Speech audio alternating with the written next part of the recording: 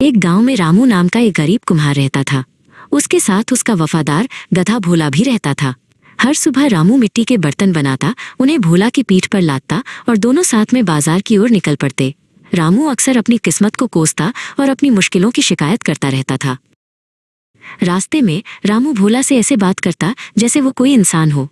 भोला, ये जिंदगी कितनी कठिन है, वो कहता। न जाने हमारी किस्मत कब बदलेगी। भोला बस अपने कान हिलाता जैसे वो अपने मालिक की हर बात ध्यान से सुन रहा हो। एक गर्म दोपहर में बाजार से लौटते समय एक अनहोनी हो गई।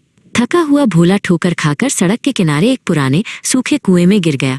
कुआं बहुत गहरा था और भोला उसमें फंस गया था। रामू घबरा गया। उसने कुएं में झांका तो उसका दिल बैठ गया। उसने रस्सी से भोला को बाहर निकालने की बहुत कोशिश की, लेकिन कुआं बहुत गहरा था और भोला बहुत भारी। उसकी मदद के लिए कोई भी कुछ नहीं कर सका। घंटे बीत गए। भोला की दर्द भरी आवाज अब कमजोर हो गई थी। भारी मन से रामू ने एक भयानक फैसला किया। मैं उसे इस तरह तड़पते हुए नहीं देख सकता, उसने गांव वालों से कहा। मुझे उसे दफनाना होगा। रामू ने फावड़ा उठाया।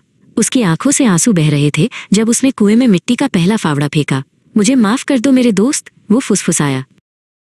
लेकिन तभी कुछ अजीब हुआ। जैसे ही मिट्टी भोला की पीठ पर गिरी, वो चौंका और जोर से रेंका। फिर उसने अपने पूरे शरीर को जोर से हिलाया और सारी मिट्टी अपनी पीठ से नीचे गिरा दी। मिट्टी को झाड़ने के बाद भोला ने कुछ और भी हैरान करने वाला काम किया। उसने अपने पैरों से उस ढीली मिट्टी को नीचे दबाया, जिससे उसके नीचे एक छोटा सा टीला बन गया। रामू को नीचे हो रही इस घटना का पता नहीं था और वो लगातार मिट्टी फेंकता रहा। मिट्टी के हर फावड़े के साथ भोला वही काम दोहराता, मिट्टी को झाड़ता और ऊपर चढ़ता, झाड़ो और ऊपर चढ़ो। जल्द ही कुएं के किनारे से दो प्यारे कान दिखाई दिए, फिर एक सिर। रामू रुक गया। उसका फावड़ा सदमे से जमीन पर गिर गया। भोला धीरे धीरे ऊपर आ रहा था।